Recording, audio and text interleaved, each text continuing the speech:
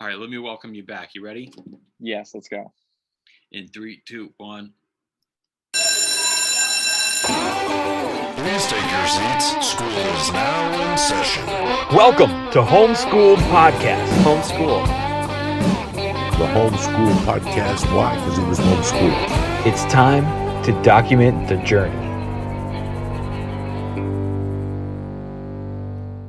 Welcome back to Homeschool Podcast, and I want to welcome back for the part 2, Nate Clingan, and I'm excited. I've been looking forward to this, dude. We're going to do the part 2 of our last episode, which we wanted to really get into, comedy writing structure, just tips really for anybody who's new. Which I guess you're new, even though you're more seasoned than new, which we talked about because you're good. You're just a natural, but also because you're already living it every day.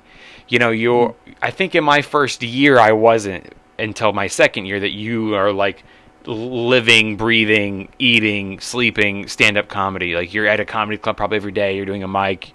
You're probably talking about comedy nonstop and still not sick of it. Yeah, you know sure. what I mean? So but we'll still say new, thinking about starting stand-up. Anybody in the performing arts that's thinking about it, hopefully this could be helpful to you, but specifically geared toward stand-up comedy. And we were sort of talking about getting deep to find material just before we hit record. So what I'm going to do today is, I promised you I'm going to show you how to build an hour, or at least a guide to keep you organized and give you the tools to build the hour. And then I'll give you a couple of bullet points of the most important keys to always remember in stand-up and writing material and performing. But yeah, as far as coming up with material, you just said to me before we hit record that you're watching some of these guys and the things that they're talking about, and you could tell they went deep to find it, right? Like, we were just talking about, video games that you played when you were a kid and the ones that I played when I was a kid, and we are finding that there's probably a bit in there. You know what I mean? There's probably a bit in everything in your life, and you just haven't realized it yet. Yeah.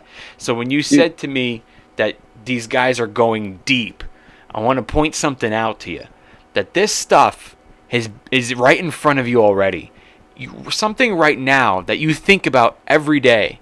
You just never associated it with stand-up. There's something in your mind that, whether you feel guilty about it or you always remembered it because, you got in trouble that day from your parents, or you just always felt bad about it, something you can take back, a really, really good memory, just whatever it is, a memory that just stands out. You think about it all the time, and it never occurred to you to make it into a stand-up bit. You're going to have, in 10 years, you're going to be doing stuff like that.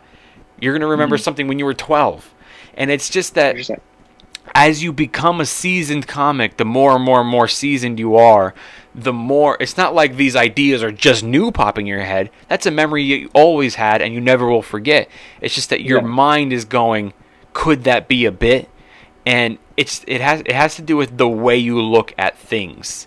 Because I said, you can look at anything and make a bit out of it. Anything. You can make anything funny. I'll share something with you. I was probably 3 years into stand-up, and someone said that to me. They go, you can make anything funny. And I go, not anything. And they were like, not anything. Yeah, I never forgot it, because they go, anything. And I go, yeah, what if I punch you in the mouth right now, is what I said to this dude. And he goes, yeah, well, what if when I landed, my tooth went, and I was like, oh shit, he made it funny. And you know what I mean? And I'm not saying everything's going to be brilliant and everything's going to be so funny. It's just that anything can be a bit. It's just how you look at it. Right now, you're excited about stand-up, and everything you see, you probably think that could be a bit. But even still, there's things that you're looking at or that you think about, and you're not even associating it with stand-up. You're just not, because down the road you will start to go, why haven't I talked about that yet? You know what I mean? It's just going to happen, and I can't make you go through it sooner. You're just going to start in 10 years from now, and you're going to think of a story and be like, he was right. Like, you're looking at everything with different eyes. Right now you're looking at things with 2-year eyes, and then it's going to be 5-year eyes, 10-year eyes. And that brings me to the very first bullet point that I want to discuss is one of the most important things, the best material, is you have to be willing to be vulnerable. Vulnerability, when you accept being vulnerable on stage, you will open so many doors for new material. Because there's certain things right now your brain is blocking you from making it into a bit because you're embarrassed to talk about it, or you don't even want people to know that side of your life. Once you go vulnerable on stage and you don't care, you know how they say be comfortable with the silence? Same kind of attitude, but it's just, I don't care what you think of me. Yeah. You will find so many things that you can turn into a bit. Anything. Anything. There's certain stuff I'm doing on stage right now that for years I was ashamed of it. I didn't even think to do it on stage because I was like, that's one of the darkest places of my life that I would never want anyone to know about me. And then at one point you're going to go, oh, that's the good stuff. Yeah. Dude, I kind of had a moment like that last night at this show. Because like you've seen like the 10 that I've been doing lately, and I was doing, and so my girlfriend and I broke up like 2 weeks ago. Oh, I'm sorry. Yeah, it's totally cool. It was my choice. But I have like four pretty solid 4 minutes that I like talking about her. Yeah. And just like our relationship. And I was like, dang. And I was like, how am I gonna, still do that? And then I came up with something and just like, talking about her as if she was my girlfriend. And then I just hit, and I'm just like, I love my girlfriend so much. We broke up, and just doing that. And I didn't think anything of it. I was like, cool, that's just how I'll say it on stage. And then last night I said it, and it just like hit me. And I was like, whoa, that, I didn't mean for that to, and it kind of like threw me off. I was just like, whoa, okay. And I think the audience kind of caught it. They were like, But I think it's a less extreme version of what you're saying, but just kind of, it's, you're letting the audience into your life pretty much. Yeah. Yeah, absolutely. You gotta be. And then when you're doing bits that you already had, and then something life-changing happens like that, like you're not with the person anymore, and you a simple solution is just doing the same bits but in past tense, but that's a great way to go into it. It's just be like, I love my girlfriend so much, and be like, we broke up. That's like a funny opener, and then you can still do the girlfriend jokes, but now they already know that you're not with her anymore, so it's more of like a past. Yeah. There's still, just at least for now, but then you're gonna like eventually keep writing new stuff that you're not even gonna want to do them anymore. Yeah, I'm just gonna, yeah. But no, it was just crazy, like oof, like this is like it's like what it can be, because like I realized like I hadn't really like sat and thought about it, and for some reason I just decided to do it on stage when I had 10 minutes. I was like, whoa, and like the rest of the set, it just kind of felt more like, I don't know, it felt rather than like I was like talking to the audience and like just telling them jokes, it felt like more like the audience was just like, okay, you were just being real. Yeah, like we're going with you on this. Yeah. You know what's funny, dude, is that my first album that I ever recorded, I had just separated from my wife, and I was doing an hour, and probably 40 minutes of it is on her, of my ex-wife, and we were separated, like, we were about to file for divorce, and everybody in my family and friends knew that. And when I recorded this live special, and I had to do all the bits like I normally do, but all the bits were kind of like complaining about her, so it worked anyway. But a lot of the people in the audience knew me, and at one point I did something similar towards the end of my set. I said something like, yeah, but she's all right, so I was trying to transition into the next bit, and went like, she's fine, like I still love her. And then I like paused, and I realized like how fake I was being, because everyone in the audience, I wanted the audio to come out good for people that don't know me, but everyone in the audience knew me, and they were like, yeah, I felt really fake. And then I paused and went, no, I don't. Why am I lying to you guys? And the crowd exploded, dude. Just exploded. Whoa. Yeah. Like I was like, I love my wife. Then I paused and I went, I'm lying to you. No, I don't. Because half the room knew me, but the other half didn't. Dude, and you were like, Yeah. that's it. But it's just being real. And then the other point that I want to make is, so yeah, vulnerability and being real are kind of go hand in hand with each other. But when I say being real, another point I wanted to get at. Here, I feel like I'm jumping to the more powerful ones. Let's start at basics for people listening that are thinking about starting stand-up. My number one tip is don't wait. Every single person that I've ever talked to that said they were thinking about doing stand-up, and I said, why don't you do it already? They said, every single person has said, I'm getting my material ready. Okay? First of all, you're full of shit. I'm sure you're waiting for the material to be right for you to have 5 minutes to jump up on stage, but I guarantee you're not sitting there every single night writing it, because you would have been up on stage already. And also, it's never going to be ready. I got news for everybody out there listening that wants to start stand-up. The first set you ever have, odds are you'll never tell those jokes again. And if you do, they sure as hell ain't going to stay in your set a year later. And if they are, you're doing stand-up wrong. Because you should be constantly learning and writing better and becoming better at writing and learning what works and what doesn't. So you should not be doing the same things you did the first time you ever stepped on stage. And I'm just saying this for people that are thinking about starting. I'm not saying it to you. But so never ever wait. You're not even going to say that stuff again. It's not about the material. It honestly isn't. In the first several years, it's not about the material. I mean, it is. It's to get you through to the next level. But that first several months, it's not about the material, especially not that first time on stage. It's about just getting on stage, because the material is going to not be funny because you never did stand up in your life. That's fine. And the material is going to be, you're not going to use it anymore. So it's just about getting comfortable on stage. That's all it's about. It's about, stand up. Everyone is scared to start it. And, it can be scary.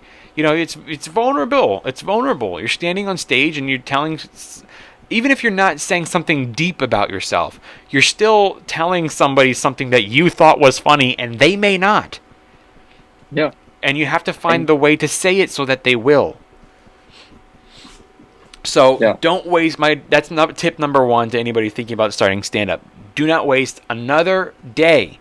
Start right now. It's all about, sleep on the stage if you have to. At one point, I worked in a comedy club and I had keys to it. And many nights I was there so late closing up that I had to be there so early the next morning that I just slept there. And I slept on the stage. You want to be as comfortable as possible on the stage. That's why I said to you, Nate, when I first saw you perform, I said, I bet you come from a theater background. And I was right, because you had stage presence, you had confidence.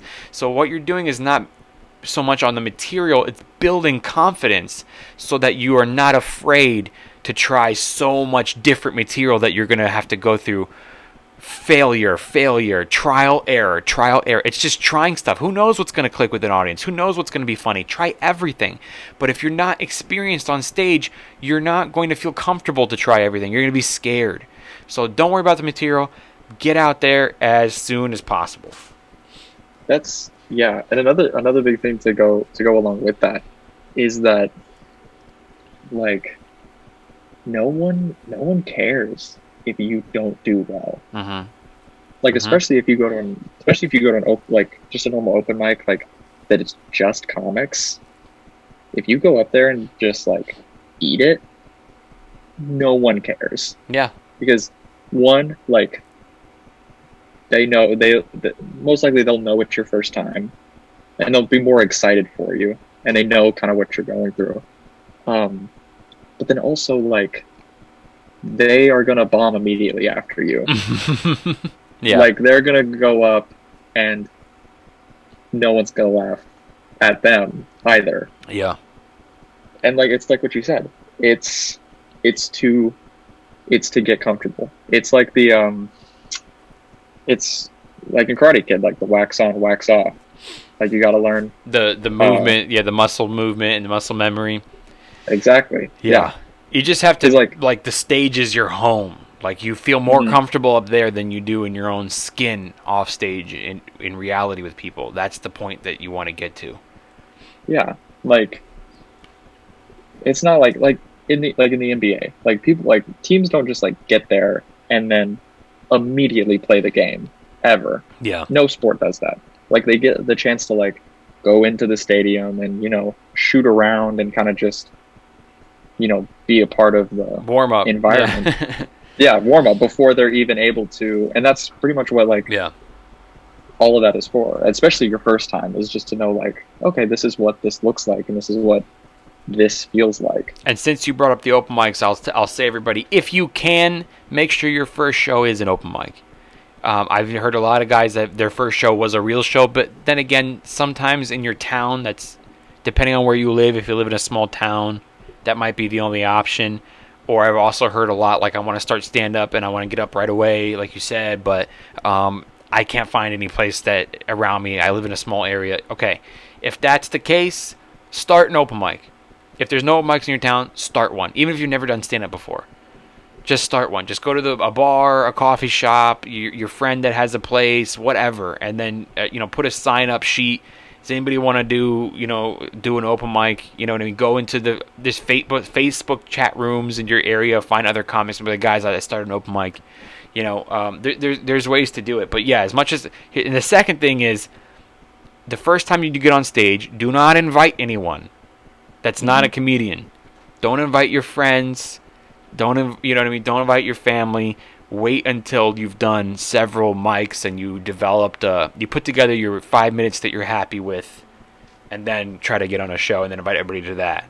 I was about to say, Albert, don't even invite anyone to an open mic ever. Yeah. No matter how long you're doing it. Don't ever invite anybody to an open mic. I always say, unless you're thinking about marrying somebody.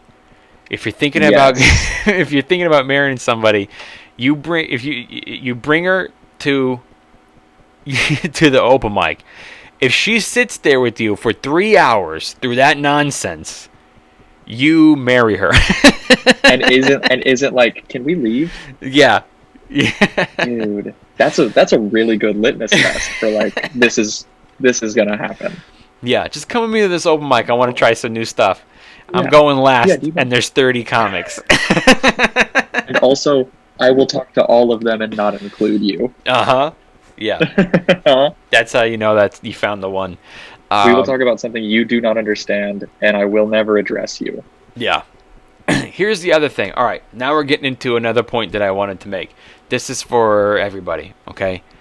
Honesty. Now, I don't mean it in the way of how I meant vulnerability, okay? It kind of goes hand in hand, true. But when I say honesty, let me say it this way. It has to ring true. Your material. It has to ring true. Don't bullshit. Don't make up a joke that didn't happen. 9 times out of 10, the audience can smell that it's bullshit. You go, that didn't happen. I can't tell you how many times I'll be watching a comic and I go, that didn't happen. And that didn't fucking happen. It's gotta ring true. And I don't know why this is a fact, but it's just a fact. I don't care how funny it is. If it doesn't ring truth, they're not gonna laugh. They're just gonna think you're full of shit. Okay?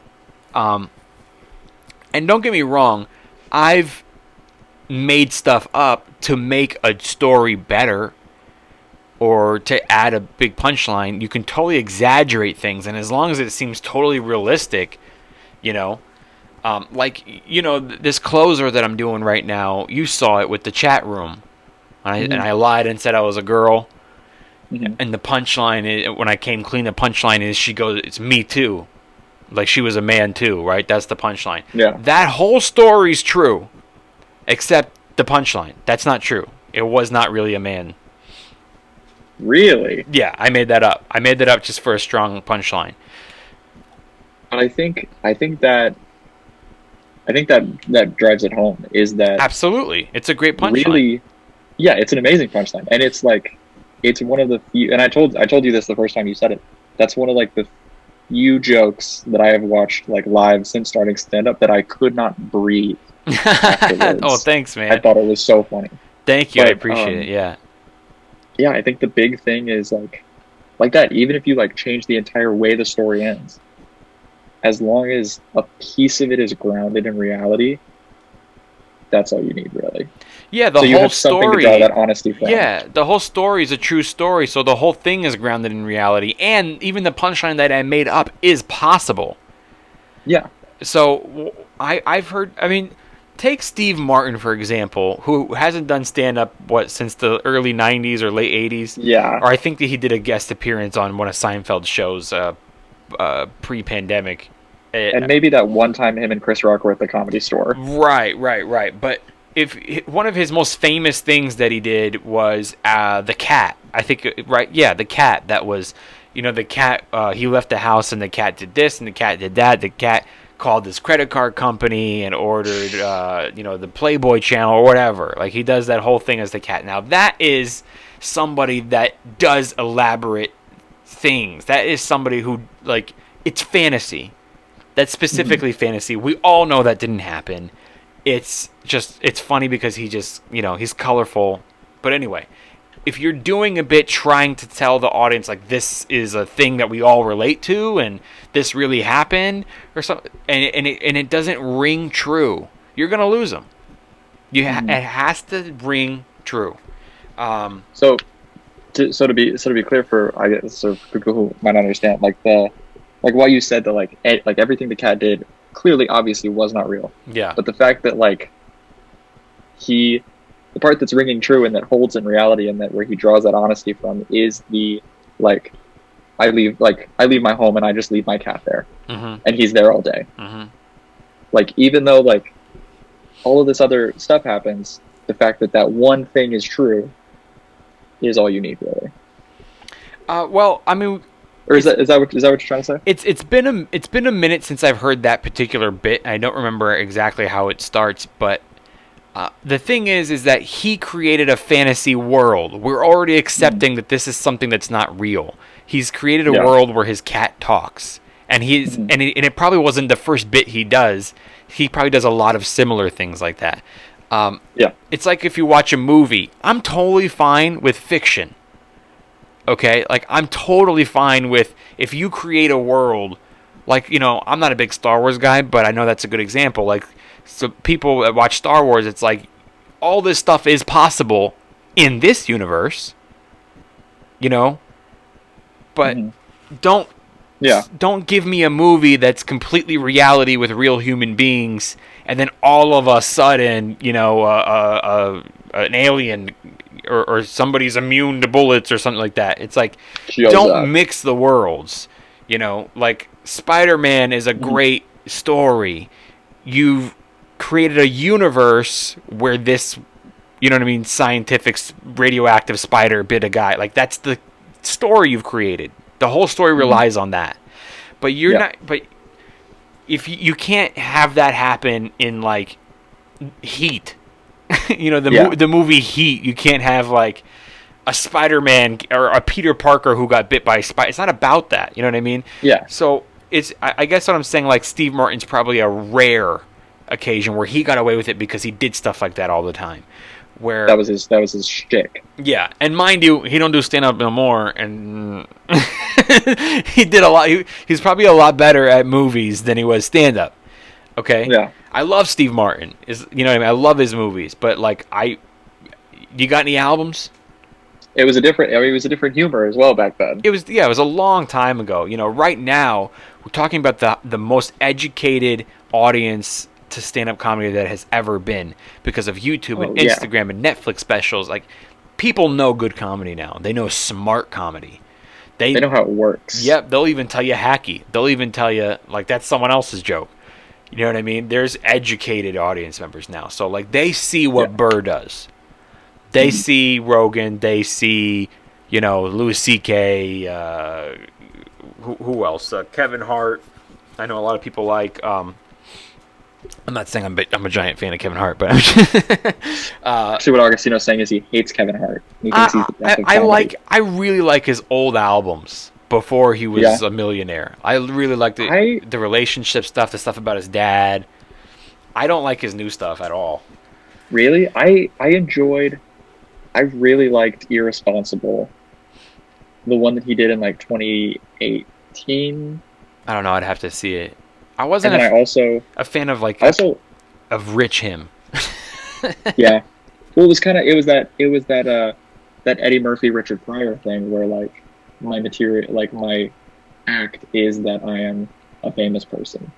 Yeah, I don't like that. Like, But I think the reason why it worked back in the day is because that celebrities were different back then. and Like, that, by that's- the way, brings me into the next bullet point that I wanted to go into. But just to wrap this up, it has to ring true. Okay, like don't do nothing too. You can exaggerate things. You can make a crazy story funnier by adding punchlines, however you have to. But don't add crazy. Like, add funny to crazy, but don't add crazy to funny. Don't take something that's just unrealistic, like the new Fast and the Furious movies. Like, I grew up on the Fast and the Furious movies. I love them. I like, 1 through 6. I don't even care that they're cheesy. It's fun action. Yeah. But, like, the last 3, basically, I'm surprised that the whole cast doesn't show up in a Marvel movie soon. Like, they're Dude, that's what people are superheroes. saying. People are like, oh, the Fast and Furious cast could fight a Marvel. Yeah, villain. like Vin Diesel's literally flying and rescuing a girl in the air like Superman. And catching people over an interstate. Yeah, landing in a car it's window. insane. You know what I mean? Like, that started as a street racing movie, the first one. You know what I mean? And then sure, they advanced because they got big celebrities and big budgets later, and it became. I was fine with all that. Like, they're good, fun action movies, but it became like you're introducing like a superhero quality into into a universe that doesn't have that. That was not. Yeah. Yeah, It was. Fast and Furious is what Expendables wanted to be so bad. yeah. 100%. That's what Fast and Furious became. Yeah, man. So it's really hard for me to give you an example of something that doesn't ring true. I just know that when you hear it, you hear it. You're just like, Yeah. Yeah. Just like, I was That's- walking down the street and I saw this. I found $200 bills. I mean, maybe that's possible, and maybe that's a bad example, but I don't know. You'll know it when you hear it. Like, it's gotta ring true. It's gotta be. You know what I mean? You can make up stuff to add to the story as long as it's realistic, but don't make up the whole story. Don't. I think that was a good way to put it. Yeah. Add funny to crazy. Don't add crazy to funny. Yeah. Add That's the best way to put it. right, exactly. Yeah. Add funny to crazy because everybody's got a crazy story, but storytelling is one of the hardest things that you could to do on stage, and to make a real story funny is the big challenge. So, like, I got a crazy story, yeah, but is it funny? So add funny, which I want to get to at one point. Add funny to crazy, but don't add crazy to funny. Exactly. Yeah. And then what was the next thing that you said? I said I want to get into that. You were talking about celebrities doing stand-up. Yes. Famous people, and this is part of the reason why I don't like Kevin Hart's newer stuff. Number one, he's probably got writers now. Oh yeah. Easy. Yeah. And I liked him back in the day when he was just writing his own stuff and he was talking about his real life. So that brings me into the next point. A very, very important key, one of the most important keys ever in stand-up comedy is to be relating to people. Always be relating to people. Which is why you always go like, this person used to be so funny and I don't like their new stuff. Well, because those people are movie stars now. And Aziz Ansari, some of his older stuff was funny. Now, so I'm at Jay-Z's birthday party, right? Yeah. Okay, I guess. Cool. Maybe. Cool, bro. Tell that story in a podcast. But an audience in Louisiana or Kentucky who paid a lot of money to come see you doesn't really Won't relate care. to that. Maybe a cool story, but it's not very funny. So relating. This is just me picking on celebrities, but but besides celebrities, this goes out to every comic, new, whatever. You have to relate. You have to be relatable, even if it's like the craziest story and this could only happen to me. In some ways, it has to relate. The funniest things is because an audience can relate to it. Jerry Lewis said once, I listened to an interview with him, and someone asked Jerry Lewis, why do people laugh at you particularly? They go like, why are you funny? They asked Jerry Lewis, and Jerry Lewis goes, I'm not funny. He goes, I'm a mirror. You're funny. I'm a mirror. All I'm doing is reflecting how funny you are back at you. You're relating to them. Example, like, yeah, exactly, dude. You're a mirror. You're just whatever they are. So, life. You're talking about life, everyday things that we all go through and experience, and you're making jokes and bits about this, and you're telling them that it happened to you, but the only reason they laugh is because it's happened to them. Whoa. Or it could happen to them, or it's happened to somebody they know. It has to be relatable, dude. Again, same quote from that same interview from Jerry Lewis. He said, if you tell somebody, I slipped on a banana peel. If you tell somebody who's never slipped on a banana peel, they're going to say, are you okay? But if you tell somebody who has slipped on a banana peel, I slipped on a banana peel, they're going to go, oh, dude, I've been there. I've been there. Whoa. That even kind of goes into kind of the another, I think it's another Steve Martin quote. I think this might be from like his masterclass. He's like, and it goes back to the honesty thing. He was talking about like your opening line, and he was like, if you don't have anything, just tell the truth. Exactly. Just point out something in the audience or in the venue. Just tell the truth and give the audience that. Oh yeah, that honesty, yeah. And that's even when Mark Norman was in Austin. I got the chance to talk to him, and I don't remember the whole thing that he had, but he was like the one of like the best like joke, I guess, categories is realization. Like the audience, you be telling the audience like, this is how this is, and they're just like, oh yeah, you're 100% right, that is how that is. And you want to know why it's realization? Because realization is relatable. Yeah, 100%. It's relatable, you know. Yeah. If you're doing something, if your whole act is about slipping on a banana peel, if you were performing in front of people that lived in, Mario Kart, like maybe that would kill. Dude, it would murder. It would so murder. But we live in reality, therefore, when you talk about things that are real, that will be the most relatable. And the most relatable things are the things people laugh at the most. That's why, I feel like that's why, like there are a lot of comics that find success in like darker humor.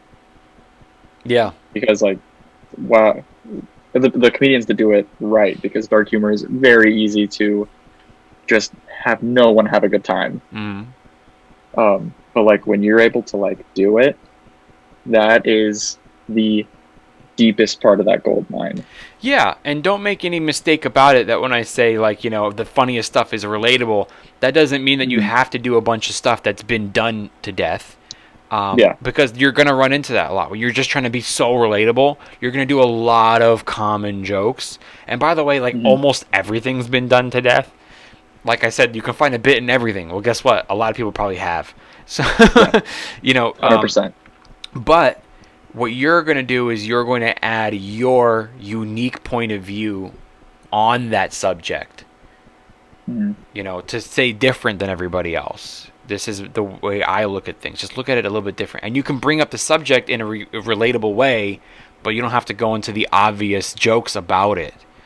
I think we talked about this last episode where I was saying, like, complaining is the best comedy.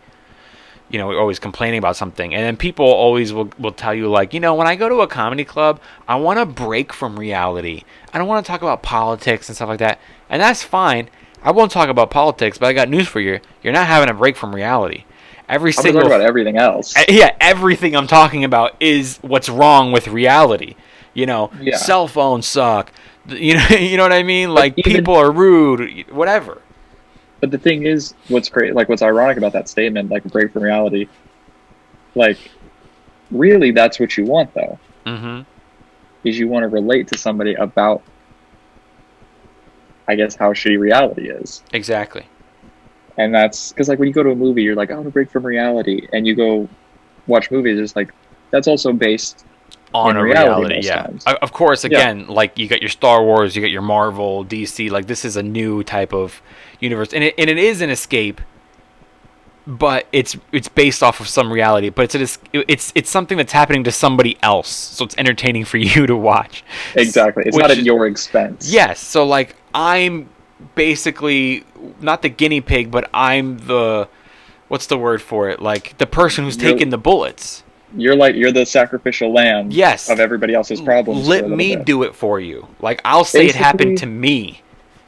Basically, what we're saying is that stand-up comedians are Jesus, and we should be treated as such. Yeah, man. Treated as such. You know, it's the truth, dude. You know, so you've got to give that. At the end of the day, everything I've said today comes down to being honest.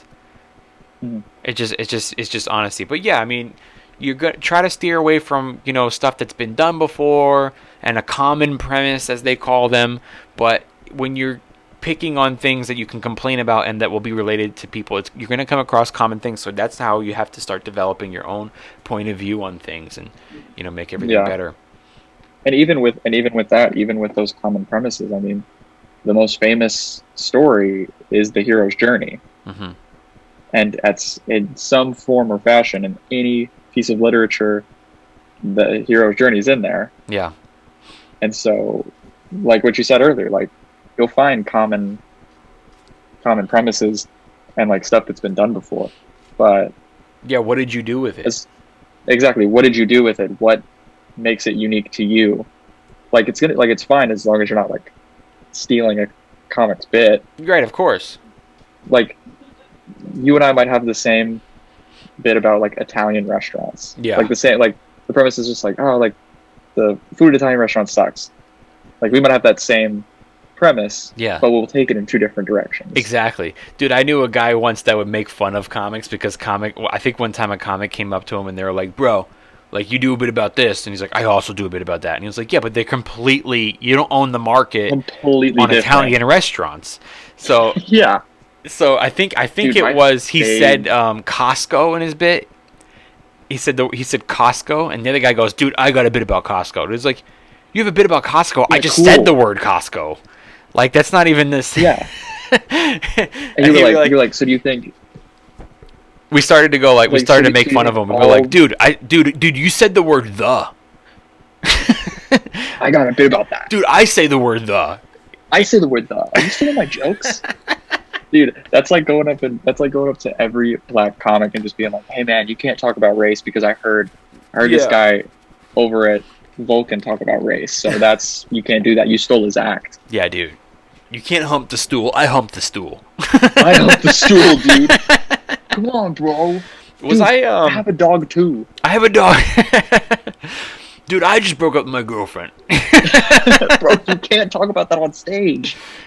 I love my girlfriend. Dude, I love your girlfriend too. Wait, what? What did you just say? Are you the reason we broke up?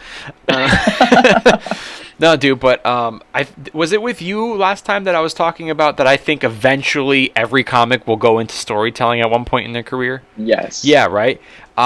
So talking about being relating, I think that, yeah, that definitely eventually happens to everyone. Like, the longer you do stand-up, eventually you're going to do a storytelling. And I said this, I think, 7 years ago. I used to say this all the time. I go, this is what I think the future of stand-up comedy is. It is not necessarily someone who just murders in laughter. I love those guys. I absolutely love the stand-up comedians that are just fucking funny, dude. Everything's funny, you know. But then I think what it is it's somebody who's going to make you laugh, cry, remember something from your past, feel sad, feel happy.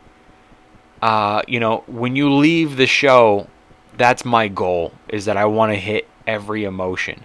If if I hit every emotion, that's my goal. Some guys who are probably more correct than I am, their only goal is to make people laugh, which I feel that I do. But more than that, I want you to leave, and I want to remind you of something that happened in your life. Maybe I'm telling you a specific story of something that happened with me and my parents or my sisters. And I want you to leave with, you're going to feel nostalgia when you leave. I want you to leave going like, whether your parents are still here or they're passed away, you're going to leave with like a little bit of a tear and a smirk, going like, God, I miss them. But it was a fun time we had, you know? And I think the future is a one-man show. And I said that 7 years ago, and I think we are getting closer and closer and closer to that. The one-man show, you know, it's somebody who comes out and does everything. Like, I've constantly always built my hour to be sort of like a one-man show. And I know a lot of people don't like him, but I think one of the most brilliant stand-up comedians ever is Bill Cosby. Yeah. Bill Cosby is amazing. And if you go, and I think every comedian, I'm sorry, I don't care if you're a woman and someone molested you when you were young. I'm really sorry about that. This has got nothing to do with this. Look past. You still listen to Michael Jackson, all right? So fucking knock it off. So every comedian needs to watch Bill Cosby himself.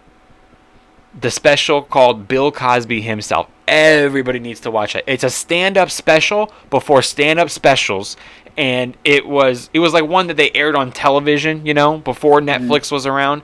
It was a stand-up special, but the way that the set was built, it's in such a great order. He's got two bits that have nothing to do with family or his stories or jokes. He's got two bits. One of them's on people doing drugs, and the other one is on the dentist.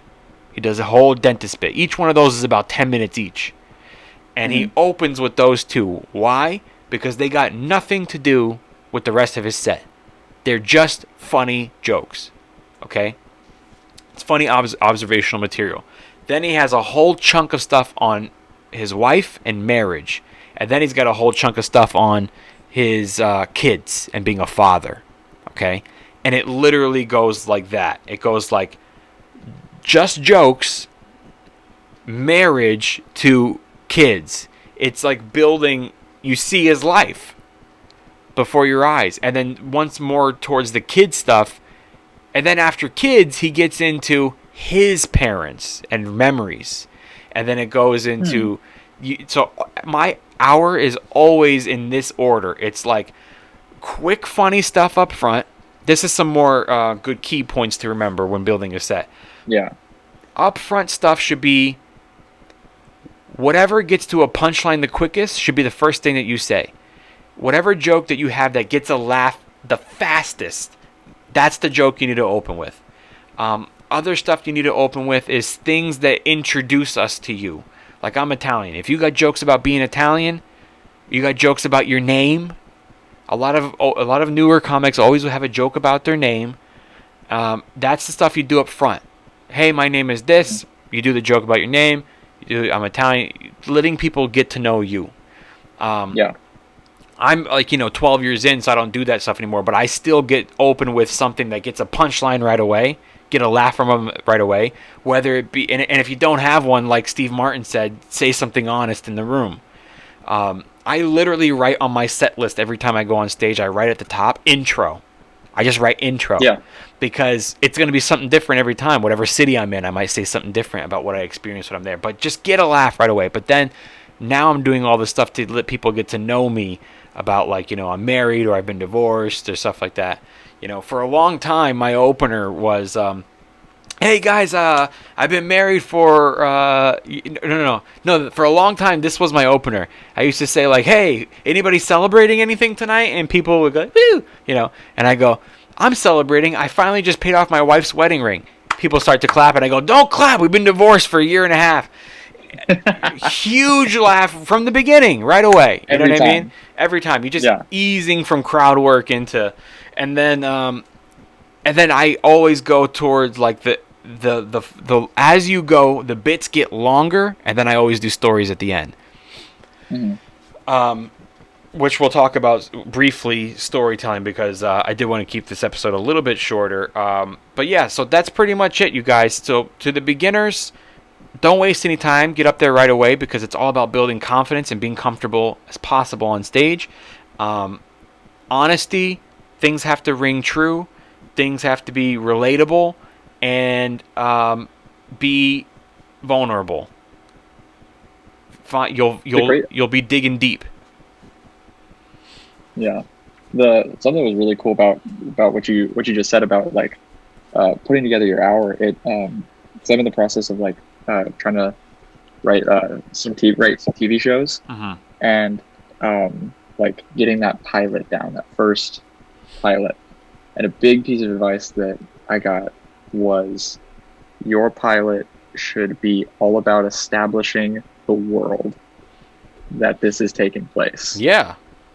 And that's the same thing with that, like with what you just said, like that first 10, 20 minutes is establishing the world. And that world is, first off, this is funny. This is going to be a comedy show. And then like, name, I'm Italian, married, blah, blah, blah, blah, blah, blah, blah, blah. Yeah. We got to... I thought that was... we get to know you, like, bro, I know you know. When you're new, 3 minutes on stage. 5 minutes on stage. They have to get to know you. When you forget about being a new comic. When you showcase for Montreal, that's a 4.5 minute set. And you know what they want in 4.5 minutes? They want to get to know you.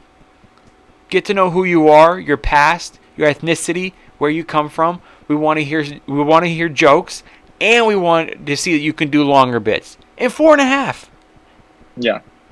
So it's crazy for people to think like, how could I stand on stage and people are gonna just like me right away?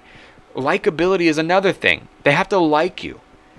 You know, you can have a great opening bit, but if you're not likable, they're not gonna laugh. And then if you got an hour, you'll work your way to get likable. But if you don't have an hour, you got a 5 minute, 7 minute set, you have to make them like you that quick. From the beginning. You have to go up like being a nice person. Be friendly to the host. Be courteous. Smile. You know what I mean? Don't be rude. Like, shake the host's hand. Don't. I don't know who needs to hear this in the comedy world. This is a rule that I can't believe is not told as much as it should be, because I still see it all the time. Never leave the stage empty. Never leave the stage empty. You've heard that before, haven't you? Yeah. You never leave. I see it all the time. The host will bring you up and then walk off before you even get up there, or vice versa. When you're finished with your set, you'll walk off before the host walks up there. Never leave the stage empty. No. Always someone has to be standing in front of that audience. Yeah, don't create that air. Anyway, I don't even know why I went into That was a real personal thing. You were just like, you've seen too many empty stages. Yeah. And then if we really want to talk basics, sorry, am I being too loud? Oh no, you're totally fine. Okay. If we really want to talk basics to the newcomers that are listening, move that fucking microphone stand out of your face. Okay? Either you got two options with the microphone. Leave it in the stand and don't touch it and perform that way. Or if you're going to take it out of the microphone stand, grab that mic stand, put it way behind you, and then go. People take it out, but they leave the stand there, so it's blocking your face. And as you pace while you talk, we're watching you walk around the mic stand that shouldn't be there, and you don't even realize it. That's how we know you're new. I can look at a comic and I can tell you how long he's been doing comedy based off of the little things doing this shit. Watch. Hold on. Do I have enough slack? Hold on, I got another one over here. It's stuck under my table. Doing this shit while you talk. Are you not a fan of playing with the cord, playing with the cable? It's not that I'm not a fan. That's how I know you're a rookie. Yeah. You're not comfortable with just being. You're not comfortable with yourself standing on stage. That's like chicks that play with their hair when they talk to you. Oh, yeah. They're nervous. They're just like, just speak to me. Yeah. So anyway, sorry. I get passionate about this shit, bro. Sorry. We'll wrap it up here, but I promised you and the people at home in this part 2 that I was going to show you my method, which I've shown people before on here, but hey, there's always newcomers, and to build an hour, okay? Give it to me. An hour is 60 minutes of material What is 60 divided by 12?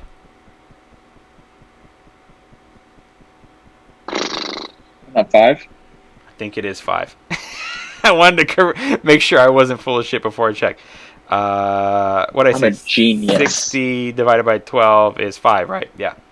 That means that's 5 minutes a month.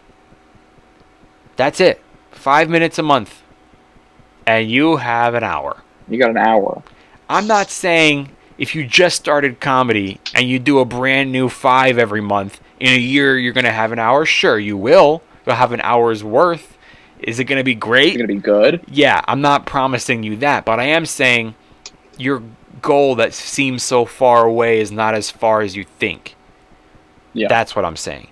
It's as easy as that. And you go like, how am I ever going to build an hour set or a half-hour set because all I get is 5-minute sets? Well, it just takes 5 minutes a month. So that whole month you're working on that 5 minutes until it is fucking rock solid. Yeah. You know? All right, so here's what I do. I get a nice little piece of paper. Can you see? I can see. Okay, cool. I go down the middle of the piece of paper and I do a nice little crucifix for the Catholics, okay? I just go down. You just do a nice little cross. Okay? You know what this looks like? This looks like whenever someone is explaining the time travel rules in a movie. I've been That's told what it that looks before. like.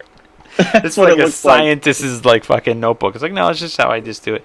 And then what I do, let me see if you can see that. So I wrote, you can see it says home, right? Mm-hmm. Home. This says new, and I think down here I wrote premise. This is blank, and I'll tell you why in a second. You can call these whatever you want to call them. I call them home because, or you can call it safe, home. Those are your jokes that you're comfortable with. Those are, they're done. They work. You know what I mean? You know they work. You can tell them they're going to get a laugh. Yeah, they're ready for the big stage. And when I say the big stage, I mean my method was always trying bits at open mics until I felt they were ready to go to like a bar show, until I felt they were ready to go to a real paid gig. I call those, that side of the page is called home. That's your set. That's your set list, okay?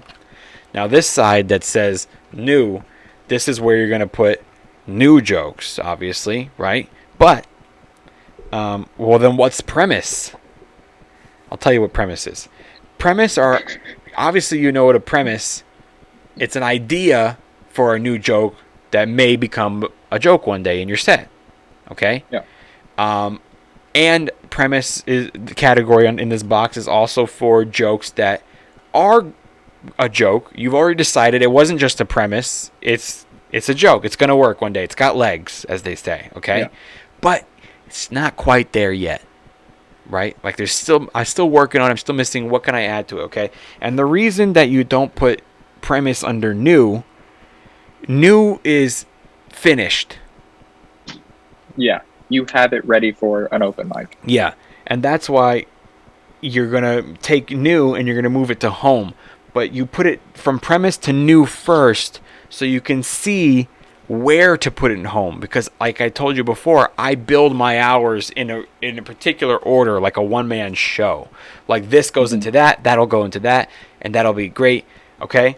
So now the goal is obviously to fill this up. And this second, sorry, it's probably hard to see with the light. This second one down here, where I wrote nothing, that is your second 30 minutes. This is your first 30 minutes. This is your second 30 minutes. Okay? And then what you're going to do is you're going to go like, this is stuff I'm working on. All right? All right, that one's finally done. Let me move it up here. Now you have all these jokes that are done. You just need to know where to put them here. And then you're going to go like, interesting. Well, this is a joke about my girlfriend, so that's going to go with the relationship stuff. This is a joke about my dog. That can go, like, you know, I go from marriage stuff to dog stuff. You know what I mean? This is a story, so that can go after that story. Well, this story doesn't really make sense to go last. It's actually funnier if I add it to that bit. But that should go over there then. And then you build it. Okay, so then you have them all in the order that you want. Obviously, get yourself a new piece of paper and write them in the order that you want. A lot of Yeah. people do this stuff on their phone. I'm an old school guy, okay? But what I do is once my set list is done, I take a picture of it with my phone, and I just have it in my phone, okay? Mhm. And then here's what you're gonna do. So now you got the order that you want for Yeah. to build your hour. Then I go. You kind of know what 5 minutes is of your jokes. You know what I Yeah. mean? You know, like that says about 5 minutes. So then what you're gonna do is, okay, that bit and that bit, which you've already put in order, that to there is 5 minutes, and you're gonna go like that, and that to there is 5 minutes. Oh, that's a longer bit. That alone takes 5 minutes right there. Boom. Okay. Now you're sitting there at the Romo room one night, and Rob comes up to you and he goes like, bro, fucking so and so didn't show up for his spot. You want to do 5? You bust out your phone. You got the picture of your list, and it shows right there which ones are 5. Now it's up to you to decide which 5 minutes do I want to do tonight. And this is how you build an hour when people only give you 5-minute sets. Huh. And also, I also told you before, the beginning, you gotta crush.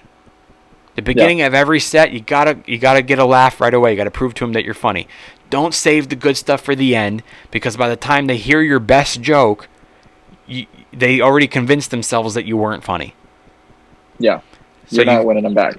A good rule of thumb is they say you're supposed to open with your second best joke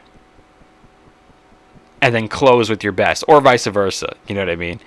But Yeah. Wasn't it like a bunch of dudes, bunch of like the Netflix guys were moving their closers to the beginning? yeah, I remember Louis C.K. was like doing that. Yeah, because that like statistic came out that people only watch like 27 minutes Yeah, every single before they zone out. yeah, Louis C.K. said that every closer, forget about specials, in general, Mhm. his closer the next year automatically became his opener, because that forced his material to always advance, because it would have to be stronger to follow the last one. Dang. Yeah, dude. So this system here, right? You got like 5 minutes, 5 minutes, 5 minutes. So you have to open strong and you have to close strong every set, and you're doing a lot of 5-minute sets. Okay. Yeah. So that means that this is going to be a really strong joke, and this is going to be a really strong joke, and so is this, and so is this. So if you're breaking it up into 5 like sets like that, you got to make sure that every single one starts strong and ends strong. Which means once somebody goes, "Hey Nate, can you do 30?" and you're like, "Oh shit, I'm about to do 30 for the first time." Now all that is just doing, those 5 minutes in the row you want. But guess what? You're used to doing them in 5-minute increments. So now you have a big closer every 5 minutes of the 30. You see what I'm saying? And not to mention opener. So you're just trained. So say what you want about only 5-minute sets. You're fucking going to be killing it, dude. Yeah. If that's, I didn't even think. Yeah. And then let's say you're on stage and somebody says you're doing 10, but then you're up there, the next comic didn't show up yet. They'll do this move to you, right? Which means stretch. The next guy's not here. You're going to have to go longer. So now you got to do 5 more minutes. Well, good for you. You already got it right there in the order. Whoa. Now what if the comic finally shows up, but you're in the middle of your next 5, not to a closer yet, right? So they give you the light. No worries. I got fucking 8 closers. I just got to pick one from one of my 5-minute sets. You know what I'm saying? Dude. Yeah. So that's, if you follow those guidelines that I gave you earlier, and if you follow the rules of always open funny, always close funny, and let's put my 5-minute sets in order, you will have a killer hour eventually, or half hour, or 20 minutes. Dang. And just keep getting on stage as much as you possibly can. If you can get up every day and they want to give you 5 minutes every day, that's fine. Do a different 5 minutes every single day, over and over and over, and that's how you can practice that set. You can do 20 minutes in 4 days. Dang, and just work it. Yeah. You could do a half hour, dude, in fucking 6 days. A half hour set. So, Oh gosh, you kind of blew my mind there. good. I'm glad, dude. I hope that it's You kind inspiring. of fucking blew my mind. Yeah, man. I mean, I'm dyslexic, so that particular chart works for me. Do it however anybody wants to do it that you feel more comfortable. I did it that way because it helps me keep. I do things like that with everything. My to-do list for the day, stuff that I got to put on my website. I even plan. I'm a huge planner. I'm a big believer in a man without a plan is not a man. I'm a big planner. Yeah, dude. Like, I hate when the weekend comes and and your girl is all like, "What are we doing?" I'm like, "I already know what we're doing. I planned it. You're like, we're gonna have a fun weekend because I planned it. And guess what? If we want to do nothing, I planned that too. I made time for rest. Don't worry, we have a break period. So I'm very organized, and this helps me. It helps me stay organized, and however way you want to do it, just make sure you're writing your set list in the order you want. And when a joke graduates to that list, you put it in the place where it's supposed to go, and you just build your 5-minute sets with every 5 minutes there's a closer. That's insane. Yeah, dude. So how long have you been teaching? Have you been lecturing stand-up at USC? I haven't. You know what's funny? Speaking of Jerry Lewis, he actually taught film at USC. A lot of people don't know that. You really? Imagine that. When you were explaining that, I was like, it feels like I flashed back to like beginning of the pandemic when I was just sitting in a college class on Zoom, looking at a chart. No, dude. I feel like I'm being taught the Zoida method. Just want to help. It works for me. I don't guarantee it's going to work for you, but I have been doing this 12 and a half years, and I know comedy. It's one of the only things I've never quit, and it's one of the only things I've ever been good at. And I know structure really, really well, and if I can just help anybody or encourage anybody to start stand up or to grow faster, I'm happy to. Yeah. Well, I thank you for that because like you said, like you're a planner. Like when I've talked to you about this, like I come from a theater background and like improv and whatnot, and like I can do that. Like improv got down. When it comes to stand up, because of how much I want it to work, I'm very like boots in the ground on it, like about it, and like not wavering. And so I need that structure with stand up. And I've been having a hard time finding it, but that really just like, I was like, when you like were explaining that to me, I was like, it's that easy. Yeah, I mean, it's not easy by any means. It sounds easy on on paper. But like it made sense to me. And I was like, oh, that can be applied. You know what you like have applying to that do. Would be easy. Yeah. Now you know how to do it, but it's just like it's getting the closer. It's building that 100%. Set. So it's a lot of on stage doing the same 5-minute sets over and over again. Just try fucking everything, and then there's going to be sets where you're just trying everything in no particular order and just scrapping what doesn't work and just taking what works and adding that to your list in the place where it should go. It's just you know what, dude? It's the part I love about stand-up. If I was killing it all the time and every single word out of my mouth was genius, I don't think I would like stand-up very much. No. That's why Dave Chappelle left. He said, I got too good. Yeah, man. It's like I like going on stage and not knowing if it's going to work. Obviously not when I'm getting paid. But obviously not when they want me to do well.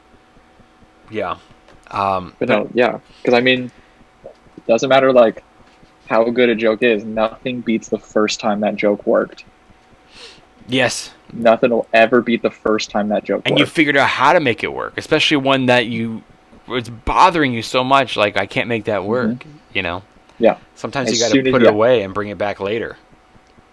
Yeah. Like how Taika Waititi writes scripts. He writes the script and then just leaves it for a certain amount of time and then comes back and just he tries to write the script from memory, like tries to rewrite it and like compares them. Oh, that's and funny. everything that was left in that new draft, he was like, that was all the good stuff. Oh, that's funny. Yeah, because when you go, I mean, I write scripts too. Yeah, when I go back and read something the second time, I'm like looking at it with new eyes and you just like, dude, with stand up, you're constantly growing as a performer, as a writer, and every time you revisit something you've already created, with your new eyes and new things you've learned applying to it, you can just make things better. Yeah. But anyway, dude, I hope that was helpful for everybody. It was super helpful. Thank you, man, for Thank joining you, me. man. No, thank you. I appreciate it. I love talking stand-up, and I'm always happy to do it. Like I always say, if anybody wants to ask me questions or you just want advice or just to talk, I know it's fucking rough times out there. You know, certain parts of the world are getting, masked up again. LA's masked up again, bro. Are they really? Like, required? Yeah, on we were June 15th. We were wide open, like as if nothing ever happened. That was the day we were promised. And then last Sunday they put a mask mandate back. Really? Mm-hmm. Dude, because Texas politically is just a freaking. It's the Wild West. But they said we're back in like the red zone or something, and pretty much everybody's like, nah, you're not getting us back in masks. Yeah. Like even the people that are like they were like, yes, no, wear a mask everywhere. Because like I was like that. I was like, yeah, no, wear a mask. But now, especially since like so many people are vaccinated, like we've gone so long that it's just like, no. Yeah, I mean, everyone's like, dude, we've burned our masks already. Yeah. I'm not going to go buy new ones. My mom stopped making them. She was making them? No, everybody's mom was making them. I know a few people that were making them, yeah. Dude, did you see the crowd last night at the Bucks game? No, I didn't even watch it. Dude, they had the stadium full. It's like 17,000 people. And then outside had like 29,000 people. Wow. Just outside. Like it looked like nothing had happened. I knew it was in Milwaukee? Yeah. Oh, okay. And it was crazy. Wow. Yeah, dude, insane. they've our sheriff, our LA County sheriff came out and said that they're not going to enforce it now that they brought the mask mandate back. Yeah, the LA County sheriff was just like, I'm not going to enforce it. He goes, there's absolutely no science to back it. We're done with it. We're done with masks. But, so basically all that means is like, we won't give you a ticket, which they kind of never would have anyway. But the only thing, I never wore a mask, dude. I never wore a mask. Like, really? The whole pandemic.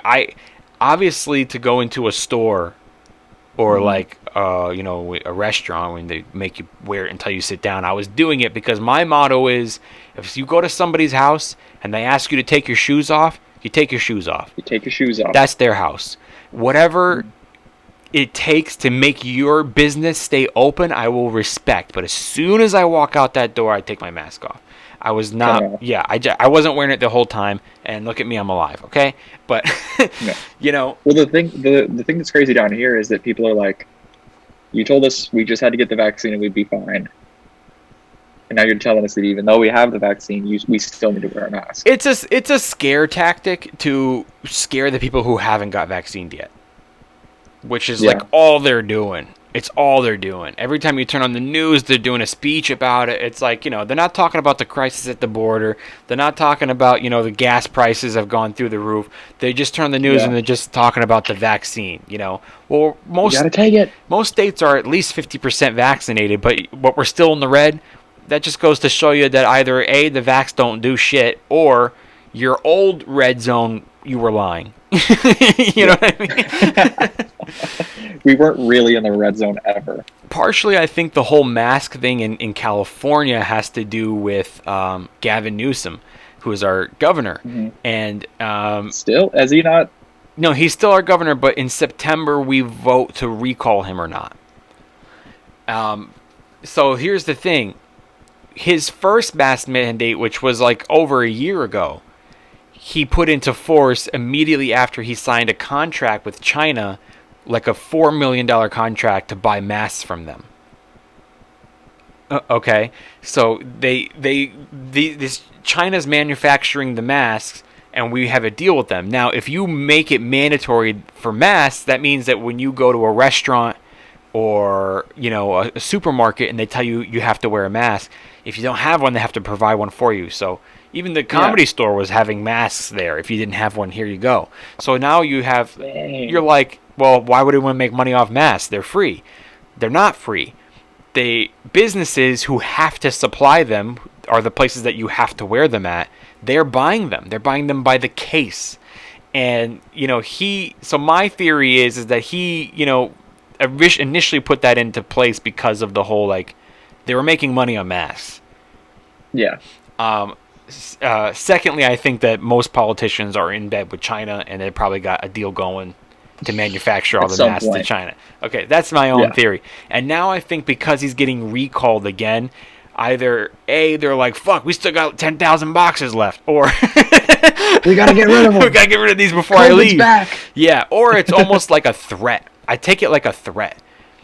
Like, you want to go back to this? You better not recall me. Yeah. Because he took away everything when there was talks of recall. No, you can go back out again. You can take the mask off. We're wide open. When everyone threatened to recall him. But now the recall's still happening, and it's up in September. He was like, what do you mean? Now it's a threat. But I feel like he's just burying himself. Everyone's like, dude, it's insane. Yeah. Absolutely ridiculous. Yeah, I don't know what to believe anymore. I mean, hey, just fucking, do your best to be a good person and respect other people. Just move down here, dog. Move down here, man. Yeah. You're wasting your time up there. I was going to go to this, some people ask me, like, what do you want to do for your birthday? I like to go to this bar around the corner from my house, which is like an 80s retro bar that literally has all these 80s arcade games in them, like 30 of them. So you can play all day for free as long as you're drinking and eating at the bar. Yeah. That's like my favorite bar, but I was like, I really don't want to be wearing a mask playing a video game, and so I'm probably not going to do it, Anyway, it was nice while it lasted. We'll see what happens. Yeah. I'm telling you, dude, I could find you an arcade bar like that down here, and you don't have to wear a mask. Yeah, probably. Anyway, the rest of my tour for the remainder of the year is all going to be red states. That I don't have to wear a mask at. I don't have to worry about them freaking canceling the gig. They're like, why is Agostino going to Mississippi only? Totally, dude. Anyway, it's dude, Agostino's Bible Belt tour. I appreciate the Bible Belt tour. That's hilarious.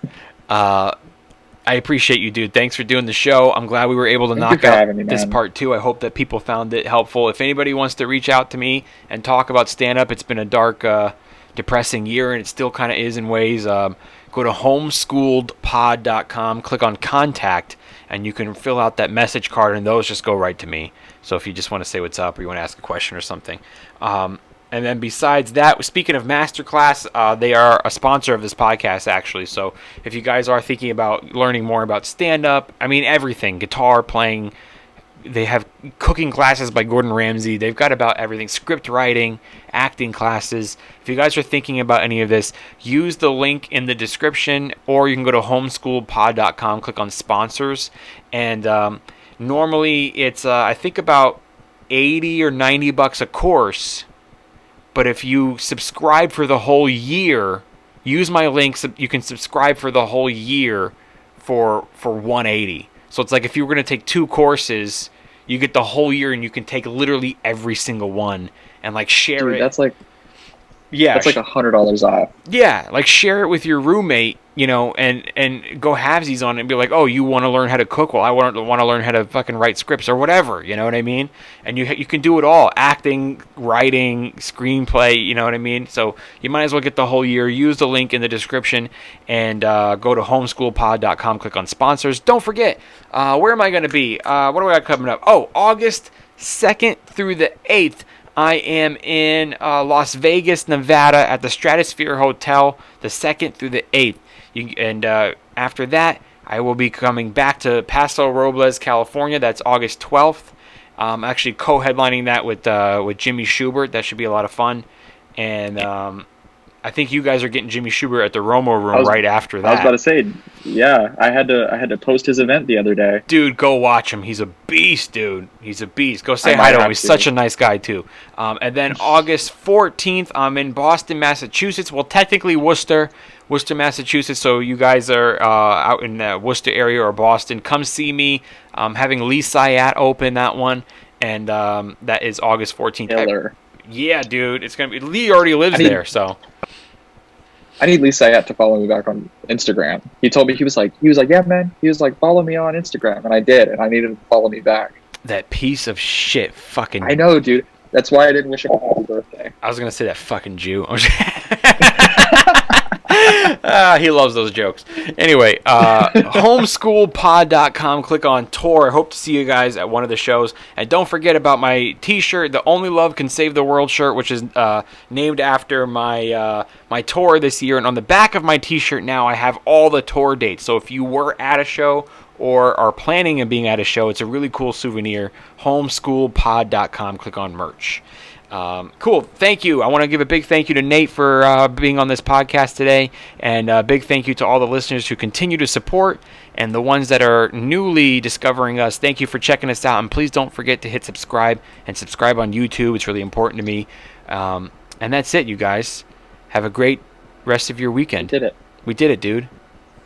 We did it. All right, bro. I'm out of here. Everyone's gonna be. All right, I'm gone too. Have a great rest of your night, and have a great weekend, dude. Hey, dude, you too. I'll talk to you later. I'll talk to you later. Go ahead and log off. Everybody, I'll see you guys next time. I'm Agostino Zoida. Don't forget that only love can save the world. This is Homeschooled Podcast. Peace. Bucks won the championship. Oh, Way. yeah. That's right. That was yesterday, Yeah, right? dude. Yeah, I had a show yesterday at the Green Jay in Austin, and it was on at the bar, and I did not. Like, typically, like, I'm pretty locked in when I got like a show, like I'll prepare and I'm just like, all right, gotta go up, do my set, and then afterwards I'll kind of relax. The whole time I was just watching the game. Like, I was at the bar watching the game, and then like went, did my set, and immediately didn't even watch my video, immediately came off, started watching the game. And the audience was not really distracted because they don't care about Milwaukee. Oh, absolutely not. Well, the 5 people that were there, they were like, I'm here to see comedy. I don't care about basketball. They were like, I want to see stand-up comedy before basketball. Pretty huge win for them, dude. I was a little surprised. Yeah. I thought for sure the Suns had this. Dude, I did too, but yeah, once they tied it up, I was like, oh, this is over. This is for sure over. There's no way the Suns are going to come back from losing too. Are you from Milwaukee? No, not at all. Nowhere near. But but what had happened, because I played NBA Jam all the time when I was a kid. Like, that was one of my games. NBA Jam On Fire Edition. And Milwaukee was like one of the worst teams in that game. And so I would always play as Milwaukee and just like destroy the Republican team, because you could play as like George W. Bush in that game. And I would just play as Milwaukee and just destroy them by like 80. Dude, you got to do a bit about this. I have to. There's something there. There's something. Well, first of all, it's funny that like, it's like, oh, so you're from Milwaukee, and you're like, no, but that was my team in what was it called, the game? NBA Jam. NBA Jam, though. That was my team. Dude, NBA Jam, bro. That was my freaking team. I was destroying the political system early. I was up by 80. Well, there's something probably to say about your generation and how it's pretty video game based. Oh yeah. Like so right now your age is, everybody your age associates everything with the video games. They grew up on video games. Like, we all grew up on video games, but there was an era of like, where video games became huge and the technology became great, and there was like legendary games that they did like part 1s and 2s of that everybody just played. Yeah. It was definitely like, because like, I feel like, I mean, it was like games were around, but like you saw like the like beginning, and then they like boom. But then like with me, it was almost like, all right, they're here, but like now we're gonna get good. Like, it was almost like a boom, I guess. I guess you say video games have always been kind of a boom, but I feel like there was like a little span of time before it just like everything. And that's kind of I think what I lived through was, or what I grew up in, was that just like rapid, everything getting better so quick. Well, like every generation had their thing. For me, I don't know, how old are you? I'm 21. That's right. You're 21. I'm 33 on Sunday. I'll be 33. And yeah, dude. So my Well, happy birthday. thanks, bro.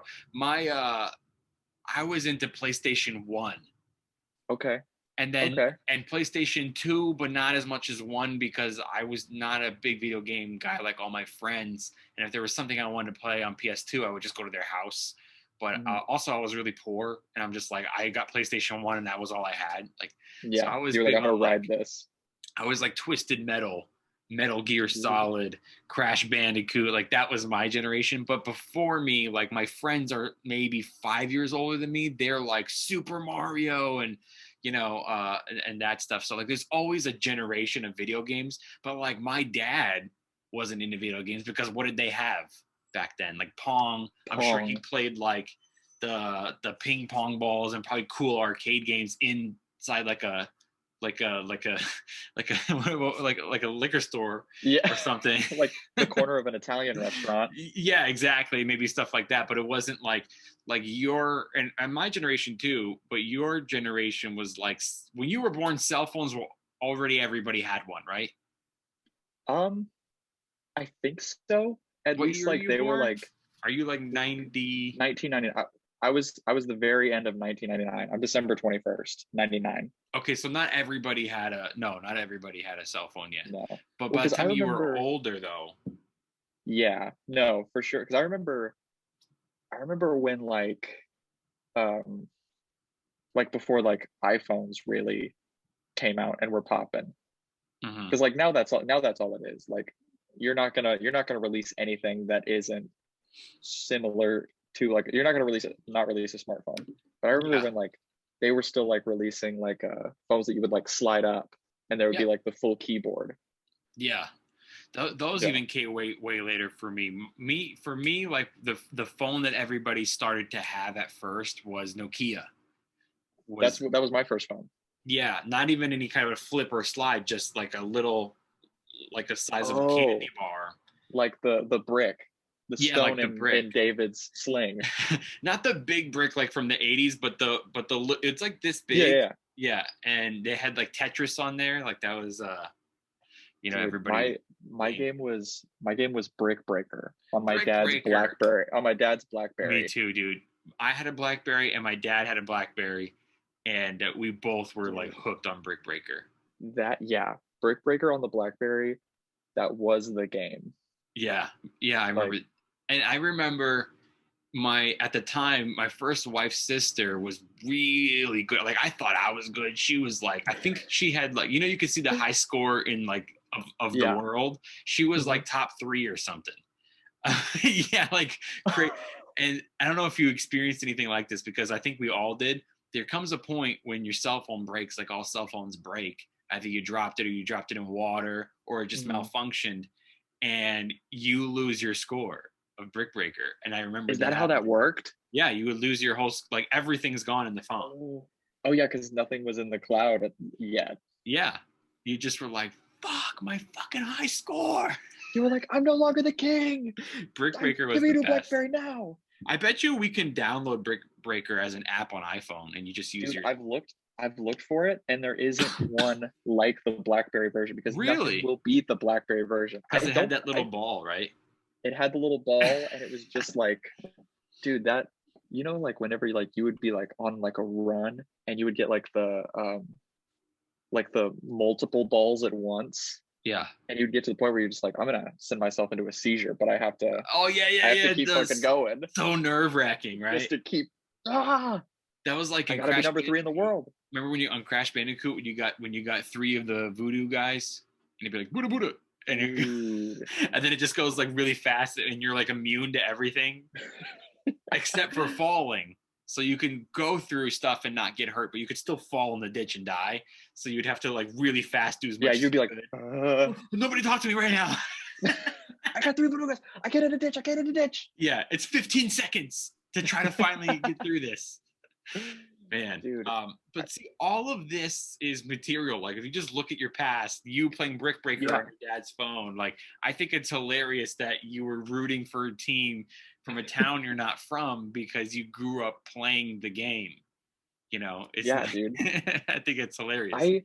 It's crazy that because I'll watch, 'cause, like, I'm very very new to like with like the writing and stuff, and so like when I have like a good bit, like I'm just like, oh, that's a diamond in the rough right there.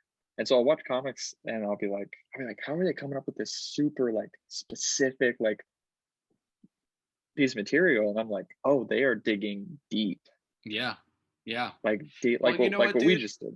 That's one of the things that I wanted to discuss. So let's get into it. Let's start Let's because jump in. I didn't even start yet, by the way. I can use this footage for like bonus material afterward, but there's Okay. the audio is not good until I hit record on the Zoom. So yeah, so I I was do in it. full podcast mode. This is That's fake fine. me right now. I have been taking some of this stuff and like editing for bonus footage afterward. It's just the audio won't be as good as the real podcast. Yeah.